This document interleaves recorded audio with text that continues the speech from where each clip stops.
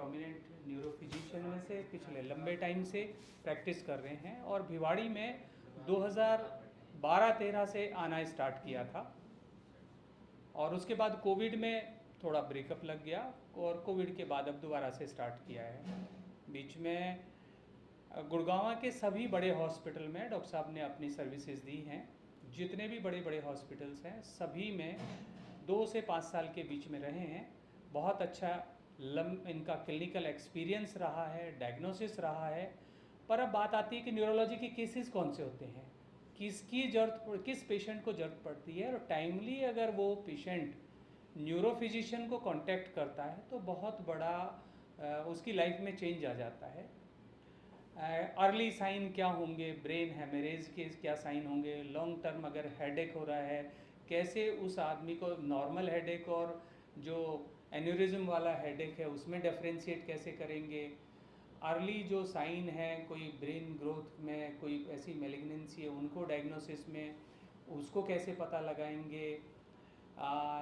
पीछे रीढ़ की हड्डी में कोई न्यूरोलॉजी की प्रॉब्लम है, कोई जेनेटिकली न्यूरोलॉजी की प्रॉब्लम है। ये कुछ ऐसे पॉइंट हैं जिनको आम आदमी न्यूरोलॉजी की समझ नहीं पाता है। बुखार की समझ पाता है, बुखार चढ़ गया, बीमार हो गया हूँ, मेरे को किसको दिखाना है ये समझ में आता है। न्यूरोलॉजी की प्रॉब्लम मिक्स करता है, साइकेट्रिस्ट से मिक्स करता है और इवन बाद में कांटेक्ट करता है, सर्जन के पास भी जाता है। बहुत सारे जैसे ट्राइजेमिनल न्यूरल्जिया है, बहुत बार तो आदमी डेंटिस्ट के चक्कर लगाता रहता है, सारे दांत निकलवा देता है, समझ में नहीं आता है कि ये क्या हो रहा है। तो ऐसे बॉडी मिक्स है, सारे डॉक्टर इसी बॉडी पर काम करते हैं, इसी पे अपना ट्रीटमेंट करते हैं। पर स्पेसिफिक डॉक्टर को कब हमें कांटेक्ट करना है, क्या लक्षण होंगे, इसका पता पेशेंट को थोड़ा बहुत अंदाज़ा बताने से हो जाता है, इस तरह मास कम्युनिकेशन से। और दूसरा होता है कि फिजिशियन को अगर कांटेक्ट करता है तो फिजिशियन पिन पॉइंट कर पाता है कि ये केस किसका है। ये मानिए कि फिजिशियन ट्रैफिक पुलिस वाला जैसा है, वो कहता है कि आपको इधर जाना है या इधर जाना है या सीधे जाना है, किसके पास जाना है। तो जो भी प्रॉब्लम अगर 1-2 बार के बाद ठीक नहीं होती है तो उस आदमी को फिजिशियन से कांटेक्ट करना चाहिए कि भाई मेरे को किसको दिखाना है। न्यूरोलॉजी की बड़े कुछ इंटरेस्टिंग केसेस जो हैं डॉक्टर साहब ने अपनी लाइफ में यहाँ से भी ठीक किए हैं और इवन रोड एक्सीडेंट के बाद रिकवरी फेज़ में भी बहुत बड़ा चेंज आया है न्यूरोलॉजी में। तो उसके बारे में भी डॉक्टर साहब बताएंगे। मैं रिक्वेस्ट करूंगा डॉक्टर रजनीश कुमार से कि वो कुछ ऐसे क्लूज़ वगैरह थोड़े दें जो आम आदमी थोड़ा समझ कर कि भाई मेरे को कब न्यूरोलॉजिस्ट से कांटेक्ट करना है, इसके बारे में बताएं। धन्यवाद। देखिए, न्यूरोलॉजी जो हम देखते हैं ज़्यादातर, तो हमारे पास किस तरह के पेशेंट आते हैं, तो उसमें सिर दर्द एक हमारा इम्पॉर्टेंट होता है। सिर दर्द लेके आते हैं। सिर दर्द ऐसा है कि हम सबको ही को होता है सर दर्द, बट क्या सर दर्द इम्पॉर्टेंट है, कब हमें डॉक्टर के पास बहुत जल्दी जाना की ज़रूरत है, हमें वो चीज़ जानना चाहिए। जैसे अगर किसी को अचानक से बहुत तेज़ दर्द है, ऐसा कभी उसको ज़िंदगी में लाइफ में पहले नहीं हुआ है, तो ये हमारे लिए क्या होता है, एक रेड फ्लैग। मतलब ये हमारे लिए एक ऐसा साइन है जिसके लिए हमें अस्पताल में जाना होता है। क्यों? क्योंकि ऐसा देखा गया है बहुत बार, ब्लड प्रेशर ना होते हुए भी ब्रेन में कुछ एन्यूरिज्म होते हैं जो फट जाते हैं। सो गुब्बारे से होते हैं खून के ब्लड वेसल के, जो फट जाते हैं, जिसको अगर हम रिपेयर करते हैं तो पेशेंट्स में पूरी रिकवरी हो जाती है। अगर उसमें हम डिले करते हैं या छोड़ देते हैं तो उनके लिए फिर उनका जनरली डेथ हो जाता है या इनको इतनी दिक्कत हो जाती है कि वो बिस्तर पे रह जाते हैं। तो हेडेक बहुत इंपॉर्टेंट है कि अगर हेडेक हो रहा है, कंट्रोल नहीं हो रहा है, तो हम अपने फिजिशियन के पास जाएं ताकि वो आपको डायरेक्ट कर सके कि कहीं ऐसा तो हेडेक नहीं है जो जानलेवा हो सकता है, या एक नॉर्मल हेडेक है जैसे माइग्रेन या टेंशन के चलते होता है या हम उसको ट्रीट कर रहे हैं, हम उस चीज़ को डिफ्रेंशिएट कर सकें। तो हमारे पास अगर हम ओपीडीज़ में देखें तो हेडेक के हमारे पास बहुत सारे पेशेंट्स आते हैं। हेडेक के बाद नेक्स्ट इंपॉर्टेंट चीज़ होता है वो स्ट्रोक होता है या पैरालिसिस, जिसको हम लकवा कहते हैं, उसके मरीज़ आते हैं। अब लकवा में इंपॉर्टेंट क्या होता है, सबसे इम्पॉर्टेंट होता है पहला 6.5 घंटा। अगर आप उसमें डॉक्टर के पास चले जाते हैं, हम सीटी स्कैन या एमआरआई कर लेते हैं, ब्रेन में हमें लगता है कि क्लॉट है, तो हमारे पास कुछ ऐसी दवाएं होती हैं जो उस क्लॉट को घोल सकती हैं, बस्ट कर सकती हैं, ख़त्म कर सकती हैं। तो जो क्लॉट बड़ा सा होना चाहिए वो छोटा सा रह जाता है, उससे इम्प्रूवमेंट जल्दी हो जाता है और पेशेंट जल्दी ठीक हो जाता है। क्यों? क्योंकि ज़्यादातर क्या होता है, आप हार्ट अटैक होता है ना, तो दर्द होता है तो आदमी सबसे पहले इमरजेंसी पहुंच जाता है। लेकिन स्ट्रोक में उल्टा होता है, स्ट्रोक में कोई दर्द नहीं होता है, हाथ काम करना बंद हो जाता है या सुन्न हो जाता है। तो लोगों को लगता है अच्छा ठीक है, लेट गए होंगे तो थोड़ा सुन्न हो गया होगा या थोड़ा एक्सरसाइज करेंगे ठीक हो जाएगा। बट हम उस टाइम में हमारी ब्रेन की जो सेल है वो हर मिनट में, जैसे अगर आप ब्रेन की सेल्स आप देखोगे कि अगर 1 मिनट हम पीछे हम छोड़ देते हैं उसको ट्रीट करना, तो 1.8 डेज़ आपकी जो है लाइफ की वो कम हो जाती है।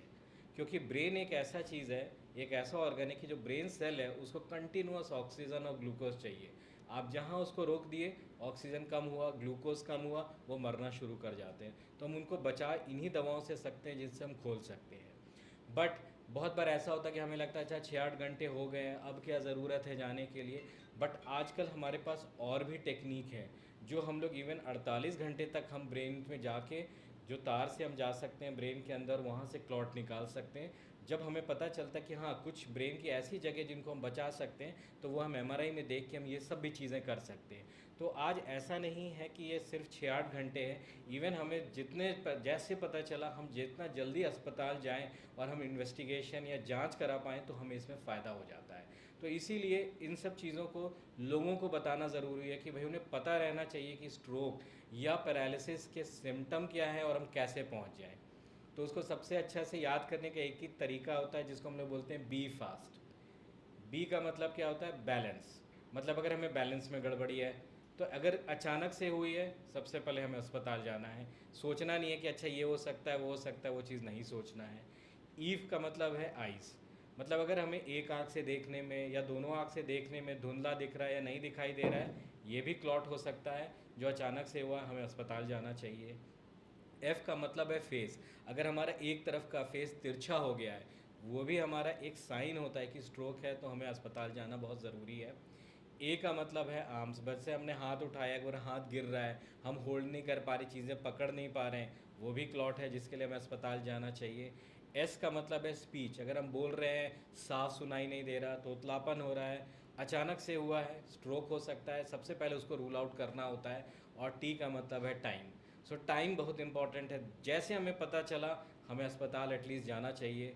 ये अगर हम जितने लोगों को पता होगा, साइन जैसे हमें कुछ पता होगी वही चीज़ हमें दिख सकती है, जो हमें पता ना हो वो चीज़ हमें दिख ही नहीं सकती है। तो जितने लोगों को हम बता सकें ये बहुत इंपॉर्टेंट है।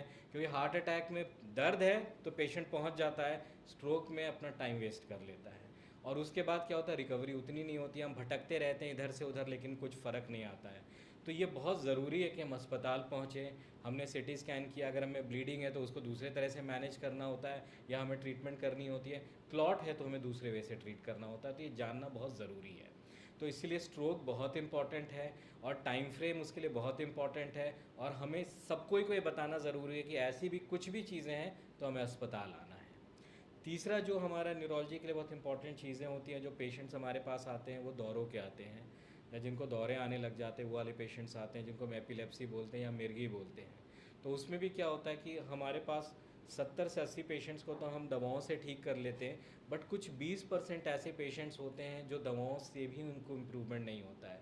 हमने 1 दवा दी, 2 दवा दी, 3 दवा दी, लेकिन फ़ायदा नहीं होता, दौरे आते रहते हैं। तो ऐसे पेशेंट्स को हम लोग इवैल्यूएट करते हैं, हम उनकी जांच करते हैं ज़्यादा।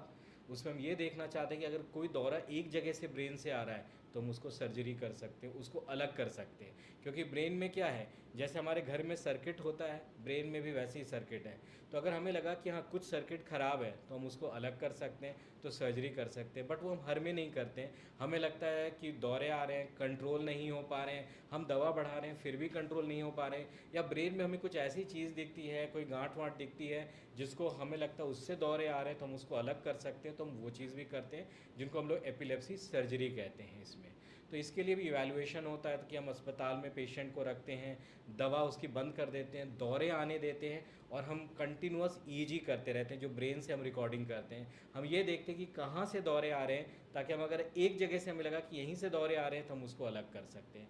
तो ये सारी भी स्पेशल जो सुविधाएं हैं, हम लोग मैक्स में सारा चीज़ करते हैं कि हम ये पता कर सकें कि कहाँ से हो रहा है और हम उसका ऑपरेशन कर सकें। तो ये एपिलेप्सी के साथ है। उसके बाद हमारे पास और पेशेंट जो बहुत कॉमन आते हैं न्यूरोलॉजी में, वो होते हैं पार्किंसंस के पेशेंट्स होते हैं। जो आपने देखा होगा जो धीरे चलते हैं, हिलते रहते हैं, वो पार्किंसन के पेशेंट्स होते हैं। तो हम अमूमन क्या करते हैं, हम दवाओं के साथ चलते हैं, दवा से कंट्रोल भी हम कर लेते हैं, बट बाद में कुछ एक ऐसा समय आता है कि हम उसकी दवाओं को बढ़ा रहे हैं या दवा दे रहे हैं तो उसके साइड इफ़ेक्ट्स आने लग जाते हैं। वो ज़्यादातर देखा है अराउंड 5-6 साल जब पेशेंट्स लोग दवा ले लेते हैं तो इस तरह की स्थिति आती है। तो हम इसमें क्या करते हैं, जैसे हम हार्ट में पेसमेकर लगाते हैं वैसे ही ब्रेन में भी पेसमेकर लगता है, जिसको हम लोग बोलते हैं DBS, डीप ब्रेन स्टिमुलेशन होता है। तो उसमें क्या होता है, पेसमेकर हम ब्रेन में डालते हैं और यहाँ से कंट्रोल कर लेते हैं, तो हम उसको इलेक्ट्रिसिटी देते रहते डे भी था। तो डिमेंशिया बहुत बड़ा चीज़ है। आज के डेट में हमारे पास 60 साल के 70 साल के लोग की पॉपुलेशन बढ़ रही है। जैसे अगर आप इंडिया में देखेंगे या चाइना में देखेंगे तो इसको बोलते हैं सिल्वर सुनामी, कि लोगों का जो बाल है सिल्वर कलर का या सफ़ेद हो रहा है, उनकी तादाद बढ़ रही है। ये सुनामी की तरह से एक है। तो इसी में भूलने वाले जो दिक्कतें हैं वो भी बढ़ रही हैं। बट आज हमारे पास उतना उसका दवा नहीं है। कुछ दवा हैं जो हो सकता है साल 1.5 साल में आए, बट हम उनको शुरू के स्टेज में हम उनको ढंग से ट्रीट कर सकें तो जो बीमारी बढ़ रही है हम उसको बंद तो नहीं कर सकते हैं, नॉर्मल भी नहीं कर सकते हैं, बट हम स्लो डाउन कर सकते हैं। तो ये सारी चीज़ें जो होते हैं पेशेंट्स, बट हमारे पास ज़्यादातर क्या होता है, बहुत लेट से पेशेंट्स आते हैं जो बहुत भूल चुके हैं, तो हम उनमें ज़्यादा कुछ हेल्प नहीं कर सकते। तो अगर हम इन तरह के पेशेंट्स को हम अर्ली ट्रीटमेंट कर सकें तो हम उनको बेहतर ज़िंदगी दे सकते हैं। तो ज़्यादातर हमारे पास न्यूरोलॉजी में इस तरह की चीज़ें हैं।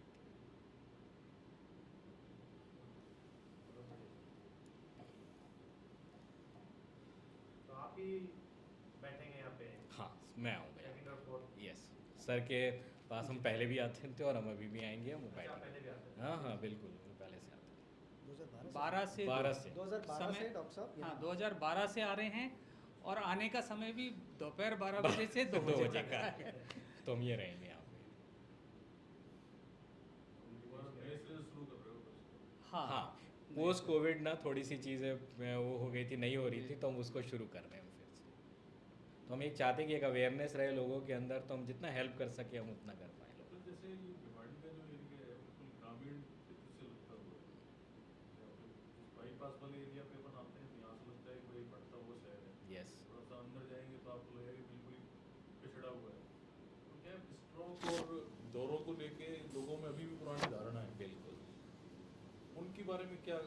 मैं इसीलिए देखिए धारणा क्यों है, क्योंकि हमें नहीं पता नहीं है ये सारी जैसे वो पुरानी जो चीजें हैं उन्हीं पे चलते उन्हीं पे हैं। हम चल रहे हैं। इसीलिए मैं बोल रहा हूँ, स्ट्रोक में क्या होता है, लोग यही सोचते हैं सुन्न हो गया होगा, थोड़ा सा मालिश कर लेंगे ठीक हो जाएंगे। तो ये चीज़ हमें उनके बताना ज़रूरी है कि ये वो चीज़ नहीं है। हम इसमें एक छोटा सा एक CT स्कैन करा लेंगे, हमारी काफ़ी ज़िंदगी ठीक हो सकती है। क्योंकि क्लॉट अगर हम छोड़ देंगे तो ब्रेन रिकवर कभी भी नहीं करे। उसके बाद हम दर दर घूमते रहते हैं, एक अस्पताल से दूसरे अस्पताल जाते हैं, हम सोचते हैं कुछ दवा अब कर लें तो ठीक हो जाएगा, बट वो नहीं हो पाता है। तो कहीं ना कहीं हमें सोच चेंज करना है। आप पहले आप देखोगे ना, हार्ट अटैक को भी लोगों को नहीं पता था, बट लोगों ने इतना बता बता के समझा कि हार्ट अटैक इंपॉर्टेंट चीज़ है। तो इसीलिए आजकल पैरालिसिस को भी लोग क्या बोलते हैं, ब्रेन अटैक है। ये बताने के लिए इम्पॉर्टेंट है, हम जितना जल्दी अस्पताल पहुँचे उतना हमारे लिए आसान है। और आजकल CT स्कैन हर जगह रहता है, इवन सिटी से भी हमारा काम हो सकता है कि एटलीस्ट हम वो शुरू कर सकें, और फिर अगर हमें लगता है आगे कुछ करना है तो हम पेशेंट को उस दवाओं के साथ भी भेज सकें और हम टाइम नहीं वेस्ट करें। तो आजकल क्या होता है, जैसे बहुत बार क्या होता है, सपोज़ हमें क्लॉट लगा कि ब्रेन में ऊपर की तरफ छोटे खून की नसों में नहीं बड़े खून की नस में है, हमने यहाँ से दवा शुरू कर दिया, दवा लगते लगते भी घंटा भर लगता है, तो उसके साथ ही साथ हमें लगा कि ये भी हमें करना है, हमने पेशेंट को साथ में भेज दिया। तो वो दवा से क्या फ़ायदा हुआ कि आपने वो टाइम फ्रेम भी बचा लिया और आगे हमें कुछ करना है उसके लिए भी आसान हो गया। तो आजकल हर पेशेंट सीधा हमारे पास नहीं आ सकता है, तो ये चीज़ बहुत ज़रूरी है कि हम कहीं बाहर भी उनको वो ट्रीटमेंट शुरू करके हम उसको मूव कर सकें इस चीज़ के लिए।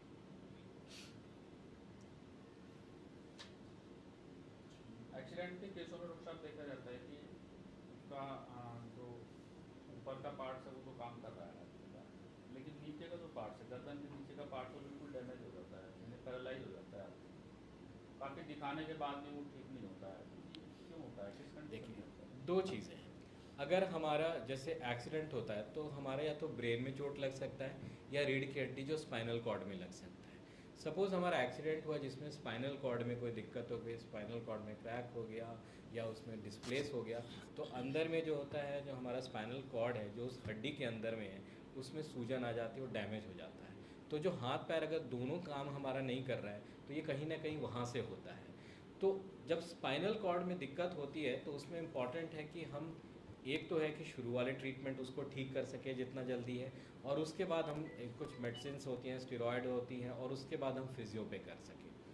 बट अगर सिर्फ ब्रेन के हैं तो बहुत बार ब्रेन के पिछले हिस्से में लगेगा तो भी हाथ पैर काम करना ख़राब हो जाता है, तो उसमें रिकवरी बहुत स्लो होती है। ज़्यादातर इनमें रिकवरी बहुत स्लो होती है बनिस्बत के कि सिर्फ ऊपर में हमें सिर्फ चोट लगता हो। बट हाँ, कुछ आज तो नहीं है, बट अब लोग रिसर्च कर रहे हैं कि कुछ दिनों में कुछ ऐसे भी टेक्निक्स हैं, फिजियोथेरेपी भी एडवांस हो रही हैं, ब्रेन जो हमारा स्पाइनल कॉर्ड है हम उसको भी स्टिमुलेशन कर सके, मतलब हम उनको भी करंट से स्टिमुलेट कर सके और कितना इम्प्रूव कर सके, इस पे भी आजकल बहुत सारे रिसर्च चल रहे हैं, और हो सकता है हमारे पास कुछ ऐसी चीज़ें आएंगी जो इसमें हमें हेल्प कर पाएंगी। तो सब आजकल नॉर्मल वे में बैठे बैठे बेचैनी जैसी शिकायत ज़्यादा आती है। प्रॉब्लम कई बार जैसे आदमी बैठा हुआ है, एकदम से उसको सब कुछ घूमता हुआ नजर आएगा, मानसिक तनाव या आज की भागदौड़ या एक दिनचर्या, इन तीनों में कितना फ़र्क है, उस पर कितना इफेक्ट पड़ता है? बहुत इम्पैक्ट होता है कि हम लोग आज के डेट में काम तो कर रहे हैं, बट हमारा बहुत ज़्यादा टेंशन और एंग्जाइटीज़ है, इसीलिए हमें बहुत सारी प्रॉब्लम भी हो रही हैं, क्योंकि हमारा पहले का लाइफ और अब के लाइफ में बहुत चेंजेस हो गया। हम घर में बैठे हैं, बाहर नहीं निकलते हैं, उसी में हम सारा काम कर रहे हैं, तो ये सब चीज़ें बहुत ज़्यादा इस चीज़ को कराती हैं। इसीलिए आपने देखा होगा कि कोविड के टाइम में बहुत बार टेंशन एंग्जाइटीज़ रही, लोग काम नहीं कर पा रहे थे, और उनको क्या एक दूसरे से मिल नहीं रहे थे, तो सारी चीज़ें उनके अंदर चेंजेस आ रही थी। और इसीलिए अब देखा गया कि आप जितना आप हेल्दी लाइफस्टाइल रखते हैं, कि आप अपना टाइम से उठ रहे हैं, टाइम से सो रहे हैं, टाइम से खाना खा रहे हैं, वॉक और एक्सरसाइज कर रहे हैं, आप और अच्छा करना चाहते हैं, योगा है, मेडिटेशन कर रहे हैं, लोगों से मिल रहे हैं, तो एक अच्छा फिज़िकल मेंटल एक्टिविटी हमारे लाइफ के लिए बहुत बहुत ज़रूरी है। नहीं तो ये जो उलझापन होता है, टेंशन एंग्जाइटीज़ है, वो कहीं ना कहीं हमें प्रॉब्लम कराती है, और ये बहुत इंपॉर्टेंट रीज़न्स है कि हमारे को बहुत सारी डिजीज़ है, डायबिटीज़ हैं, ब्लड प्रेशर है। आजकल आप देखेंगे क्लॉट्स जो हो रही है 30-30, 40-40 साल में हो रही है, जो 60-70 साल में होते थे। हार्ट अटैक कितना हो रहा है, 20-30 साल में हो रहा है, क्यों हो रहा है? ये हमारी लाइफस्टाइल के चलते हो रहा है सर। वैक्सीनेशन के बाद कितना फ़र्क आया इन चीज़ों में? वैक्सीनेशन के बाद ज़रूर फ़र्क आया। अब वैक्सीनेशन भी उस टाइम में ज़रूरी था, बट बाद में लोगों ने देखा कि वैक्सीनेशन से भी क्लॉट बनने के चांसेस बढ़ गए थे, तो इवन कोविड के टाइम में और पोस्ट वैक्सीनेशंस में भी हमारे स्ट्रोक के चांसेस या खून की नस जो होती है, जो खून बाहर निकालती है, जो वीनस थ्रोम्बोसिस होती है, उसके इंसिडेंट्स बढ़ गए थे वो सारे के सारे। कुछ बीमारियों के कारण और वैक्सीन पर बहुत ज़्यादा आरोप लगते हैं, तो वैक्सीन को कैसे देखते हैं आप? क्योंकि वैक्सीन के बाद में बहुत ज़्यादा इस तरह की प्रॉब्लम्स आई है, तो बहुत लोगों को ये टेंशन है कि वैक्सीन लगवा कर शायद हमने गलत कर दिया। नहीं, ऐसा नहीं है। देखिए, कोई भी चीज़ हो रहा है, हम देखते हैं कि कितनी ज़रूरत है, ना ज़रूरत है। अगर वो सब भी नहीं होती तो हमारे देश में जिस तरह का हमारा पॉपुलेशन है, हमारे इंसिडेंट्स बहुत बढ़ गए होते, तो कहीं ना कहीं वो हमें हेल्प किया। बट कोई भी चीज़ हम बहुत जल्दी उसको लेके आए तो हमें उसके बारे में सारी चीज़ें नहीं पता थी, बट फिर भी अगर हम देखें कि विज़ा विज़ जितना हम लोग को उसने हेल्प किया और जितना हमें प्रॉब्लम होनी चाहिए, उसमें हमें हेल्प ज़्यादा किया as compare to problems. Sir ये आजकल मोबाइल का ज़्यादा वो हो रहा है, रील्स वगैरह बच्चे भी लगे रहते हैं, हम भी लगे रहते हैं, सभी लगे रहते हैं, तो उससे क्या है कि एक बार बेचैनी, ये सर्वाइकल पेन वगैरह होने Yes, लगता है। बहुत हो तो रहा है। ये आपसे रिलेटेड ही है ये? यस, ये हम लोग से भी रिलेटेड होती हैं। अब सिर्फ नेक पेन या ऐसा नहीं, सर्वाइकल हो रहा है, लोगों को सिर दर्द भी होने लगता है, हाँ। क्योंकि कंटिन्यूअस Continuous। मोबाइल पे लगे रहते हैं, हैबिट बन गई है। हैबिट बन गया, और धीरे धीरे क्या होती है, वो एक तरह का हैबिट, एक एडिक्शन होना शुरू हो जाता है। तो कहीं ना कहीं हमें इससे दूर होना होगा। ये एक एडिक्शंस बनते चले जा रहा है जो हमारे प्रॉब्लम। अब तो छोटे छोटे बच्चे हैं, आप जब तक मोबाइल मत दिखाइए खाना ही नहीं खाते हैं। तो ये चीज़ हमने लगाई है सारी की चीज़ें, और हमें सारी चीज़ों को चेंज करना चाहिए। वैक्सीनेशन के बाद सर वर्क टू होम ज़्यादा बढ़ा है, और वर्क टू होम या तो मोबाइल या लैपटॉप, ये टेक्निकली चीज़ें ज़्यादा स्पॉट करती है, तो उसके बाद इसमें कितना इजाफा हुआ है? उसमें भी बहुत ज़्यादा हुआ है, क्योंकि दो चीज़ें हैं। अब वर्क फॉर होम में लगता है लोग को घर में है, तो लोग का आपका आवर ऑफ वर्किंग भी बहुत बढ़ गया उसके चक्कर में, क्योंकि ऐसे लोग को लगता है कि ठीक है आप घर पे हो तो आप काम कर रहे हो सारा, तो बिल्कुल आपका चेंज हो रहा है। आपका चलना फिरना, वॉक, एक्सरसाइज कुछ नहीं हो रहा है, और आप लोगों से भी मिल नहीं रहे हैं। तो बहुत बड़ा कंट्रीब्यूटरी फैक्टर है आपके लिए, एंग्जाइटीज़ के लिए, हेडेक्स और इसके लिए। अब धीरे धीरे कंपनीज भी रियलाइज़ कर रही हैं, इसीलिए वर्क टू होम अब धीरे धीरे करके अब फिर ये लोग रिवर्स बैक कर रहे हैं कि आप ऑफिस में आइए और ऑफिस में काम करिए। और वो ज़रूरी भी है, क्योंकि आपका क्या होता है, वर्किंग शेड्यूल भी आपका पूरा चेंज हो जाता है, लाइफ भी पूरी चेंज हो जाती है उसके अंदर। ये चीज़ें तो सब रही, जो ट्रीटमेंट आपके पास आकर के कोई ट्रीटमेंट लेगा वो, या आप टेस्ट के बाद बता पाएंगे। नॉर्मल कुछ ऐसी चीज़ें बताएं जो लगभग आम आदमी की समझ से बहुत ज़्यादा दूर है, लेकिन उनके जैसे कहते हैं सिम्टम्स सबसे पहले कुछ चीज़ नज़र आती है। अगर कुछ ऐसी चीज़ें हैं जो इस तरह की समस्याओं की जब पुनरावृत्ति हो रही हो या वो कहीं आपके शरीर में बढ़ रहे हो, तो सिम्टम्स किस तरह के नज़र आए, किस तरीके से सबसे पहले कॉमन वे में जान लेना चाहिए कि आप किसी बीमारी के साथ शिकार हो रहे हैं। ठीक, जैसे देखिए अगर हमें कंटिन्यूस सिर दर्द हो रहा है, ऐसा है कि हम रोज़ उठ रहे हैं, हमें सर दर्द हो रहा है, पूरे दिन तक रह रहा है, या सर दर्द में भी ऐसा लग रहा है कि कुछ ऐसा चल रहा सा है, पल्सेट करता हुआ सर दर्द है, तो ये चीज़ें हमें कहीं ना कहीं ये शो कर रही है कि या तो हेडेक्स माइग्रेन की तरह हो सकता है या टेंशन के चलते भी हो सकता है। तो कोई भी सिम्टम, जैसे हेडेक है कंटिन्यूस चल रही है, देखने में दिक्कत हो रहा है, या हमें नींद ठीक से नहीं आ पा रही है, हाथ पैरों में झंझनाहट हो रहा है, गले में दर्द हो रहा है, तो ये जो कॉमन सिम्टम्स हैं ये चीज़ें हैं।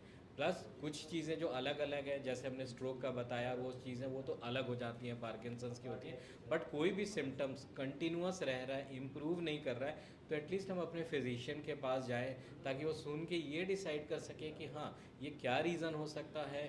बहुत बार विटामिन की डेफिशिएंसी से हो सकता है, या फिर हमें लगता है कोई और प्रॉब्लम है, तो हम उसको बेटर वे से ट्रीट कर पाएँ। एक सवाल सबसे हटके है, डॉक्टर साहब आपके पास में बैठे हैं राजेंद्र जी, एक दिन इनके पास हम ही बैठे थे, तो कुछ इन्होंने कुछ बीमारी के बारे में ऐसा बताया कि वो उनके लिए अवेयरनेस का जो प्रोग्राम चलाना बहुत ज़रूरी है। आज का जो कार्यक्रम है आपका, ये कि आप आ रहे हैं यहाँ पर और आपकी प्रेजेंस यहाँ पर हो रही है, तो आप बता रहे हैं, लेकिन ऐसा भी कोई कार्यक्रम आपकी तरफ से चलाया जाएगा जिसमें अवेयरनेस का कार्यक्रम हो, जो आम आदमी को सबसे पहले पता तो चले? बिल्कुल हम लोग करेंगे, हम आगे भी करेंगे। हम लोगों ने बीच में एक बार रोटरी के साथ भी किया था, बट हम लोग उसको आगे भी करेंगे। अवेयरनेस बहुत ज़रूरी है, क्योंकि बिना अवेयरनेस जितना, जब अगर हमें कुछ चीज़ पता नहीं होगी तो हमें दिखेगी नहीं। सबसे पहले हमें यही पता है, तो अवेयरनेस हम बिल्कुल रखेंगे। हो सकता है बीच बीच में हेडेक पे कभी अवेयरनेस, कभी सीजर्स पे अवेयरनेस, या दौरों पे अवेयरनेस, कभी स्ट्रोक पे, पार्किंसंस पे, हम ये सब ज़रूर करेंगे। हो सकता है हम आगे, जैसे हम लोग डिफरेंट डेज होता है ना, जैसे हमारा स्ट्रोक डे होता है, एपिलेप्सी डेज होता है, हम वो यहाँ पे भी सेलिब्रेट करना चाहेंगे, ताकि हम ज़्यादा अवेयरनेस क्रिएट कर सकें। डॉक्टर साहब, जैसा अभी हमारे पत्रकार साथी ने बताया कि यहाँ पे ज़्यादा ग्रामीण तबका है अभी के हिसाब से, रूरल एरिया के लोग ज़्यादा रहते हैं, मजदूर वर्ग के, तो आपकी तरफ से ट्रीटमेंट में उनको क्या हिदायत दी जाएगी इस तरह के लोगों के लिए? ट्रीटमेंट में तो हम लोग, जैसे हम लोग सर के साथ भी रहते हैं, तो हमारा यही कोशिश रहता है कि हमें जो बेसिक्स, हम इन्वेस्टिगेशन जितनी ज़रूरत हम उतनी कर सके, और उसमें हम जितना बेस्ट ट्रीटमेंट कर सके हम वो करें। हम बहुत ही कम लोगों को चाहेंगे कि जो बहुत ऐसा लगेगा कि नहीं ट्रीट हो पा रहे हैं या बहुत प्रॉब्लम है, हम उन्हीं को वहाँ मूव करना चाहेंगे। अदरवाइज़ हम ज़्यादातर हम लोग कोशिश करेंगे यहीं पे सर के साथ मिलके हम लोग कोई ना कोई तरीके से हम यहीं पे ट्रीट करना चाहेंगे। जैसे बहुत बार हम पहले भी होता था, जैसे पेशेंट्स होते हैं टीबी जो ब्रेन में चला जाता है, ट्यूबरकुलर मेनिंजाइटिस के होते हैं, तो हम लोग का यही होता है कि अच्छा मैनेज यहाँ पे करते हैं, हमें लगता है कोई कॉम्प्लिकेशन होता है तभी हम लोग कोशिश करते हैं कि हम शिफ्ट करें, नहीं तो हम लोग यहाँ पे उनको मैनेज करने की कोशिश करते हैं। Thank you sir, thank you so much. एक थोड़ा सा मैं और बताना चाहूँगा जी, जो आप लोगों के लिए जो सोच, बड़ी सिंपल सी बात है कि ब्रेन में, स्ट्रोक में या पैरालिसिस में दो ही कारण है, या तो खून का थक्का जम गया या खून की नस फट गई।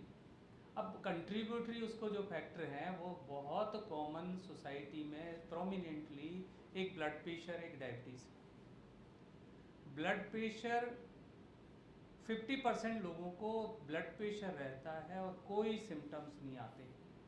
जब ब्लड प्रेशर और कोई सिम्टम्स नहीं आया तो आदमी सोचता है मैं इलाज क्यों लूँ, क्यों चेक कराऊँ, मैं इस गलत फहमी में पड़ जाऊँगा और डॉक्टर ब्लड प्रेशर बता देगा और मैं गोली लेने लग जाऊँगा, जब मेरे को कोई दिक्कत नहीं है तो क्यों लूँ। लेकिन उसके बावजूद भी अगर ब्लड प्रेशर रहता है तो वो ब्लड प्रेशर दिमाग को, किडनी को, हार्ट को, सबको डैमेज करता है, आँख को। ऐसा नहीं है कि साहब उसको कोई सिम्टम्स नहीं आ रहे हैं तो उसको कोई नुकसान नहीं है, उसको नुकसान करता है, लेकिन वो तुरंत नहीं करेगा। आज ब्लड प्रेशर न आया, ब्लड प्रेशर ज़्यादा हो गया और वो 2 साल बाद कहता है देखो मेरे को 2 साल पहले बताया था, मेरे कुछ नहीं हो, मैं कोई इलाज नहीं ले रहा हूँ। उसको 6 से 7 साल लग जाते हैं उस डैमेज को आने में, लेकिन तब वो परमानेंट डैमेज की तरफ चला जाता है। फिर वो ब्लड प्रेशर कंट्रोल कर लेगा उस स्टेज में, तब भी उसका वो डैमेज ठीक नहीं होगा, प्रोग्रेस रुक जाएगी। तो एक तो ये बात समझनी कि 40 साल के बाद साल में एक बार किसी के पास भी जाकर अपना ब्लड प्रेशर ज़रूर चेक करा लें, और अगर वो हायर साइड में है तो उसका इलाज ले लें, या फिर अपना वज़न कम कर लें या कोई भी मॉडिफिकेशन जो छोटे मोटे से कर सकता है तो वो कर लें, ज़्यादा है तो गोली चालू कर दें। इसमें कोई आदत पड़ने वाली बात नहीं है, ये ज़रूरी है।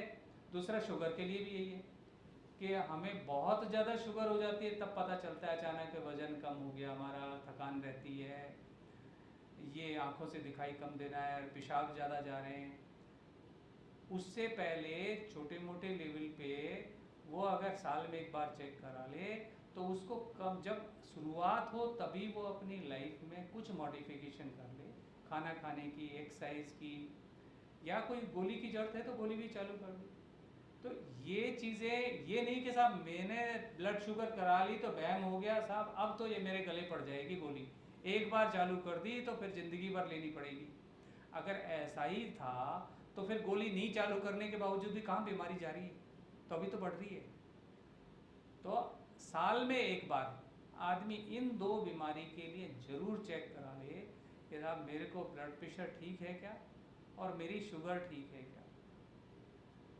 और स्ट्रोक के लिए डॉक्टर साहब ने जो बताया ना, बहुत, जब भी शक लगे फिजिशियन के पास आकर चेक करा ले, मेरे को लग रहा है कि भाई कुछ गड़बड़ है क्या। डॉक्टर साहब ने बताया कि बहुत शॉर्ट ड्यूरेशन ही हमारे पास उसको सेव करने के लिए। अदरवाइज तो पुरानी धारणा है, वैद्य जी के पास चले जाओ और जो लकवा मार गया, थोड़ा बहुत उसमें करेक्ट होता है तो उसको क्रेडिट दे देते हैं। और एक अच्छा कारण वैद्य जी के पास जाने का है कि खर्चा ज़्यादा नहीं लगता है, हॉस्पिटल में खर्चा ज़्यादा लगता है, ये बात सही है। लेकिन अगर हम इसको आकलन पैसे को उसकी हेल्थ में और उसकी हेल्थ से अगर वो ठीक होकर कमा लेता है उससे आकलन करें तो कुछ पैसा खर्च कर ठीक हो जाता है, उसमें भी उसका फ़ायदा है, बजाय कि वो हमेशा ज़िंदगी भर चारपाई पकड़ ले और उसकी बजाय कुछ सहारे के साथ काम कर ले, फिट हो जाए। तो दोनों लॉन्ग टर्म के हिसाब से फ़ायदे का काम ये है, पहचान लें। ये उस आदमी के लिए तो है, पूरी फैमिली के लिए भी एक परेशानी का कारण बन जाता है। घर में किसी एक आदमी को पैरालिसिस हो जाए, पूरी फैमिली डिस्टर्ब हो जाती है। और मतलब ब्रेड बटर अर्न करने वाला अगर चारपाई पकड़ ले तो स्थिति पूरी फैमिली की ख़राब हो जाती है। तो टाइमली इन चीज़ों को हम असिस्ट कर लें, पहचान लें, थोड़ा प्रिकॉशन ले लें, तो मेरे ख्याल से कुछ कंट्रीब्यूटरी फैक्टर आप भी सोसाइटी में इस तरह से अवेयरनेस कर अपने मीडिया के थ्रू कुछ ना कुछ, अगर 10% लोगों को भी फ़ायदा हुआ तो मेरे ख्याल से सोसाइटी की सर्विस की है। इसी के साथ मैं गोपाल जी को कहूँगा वो अपनी तरफ से, हॉस्पिटल की तरफ से जो बातें कहना चाहें वो कहें। मैं एक इम्पॉर्टेंट इंफॉर्मेशन शेयर करना चाहूँगा। इस ओपीडी के लिए जो रजिस्ट्रेशन नंबर है वो एक बार आप कर सकते हैं, 9873 645 648। रिपीट कर देता हूँ मैं, 9873 645 648। 600 रुपीज़। ठीक है सर, धन्यवाद। आप सभी का आने के लिए धन्यवाद।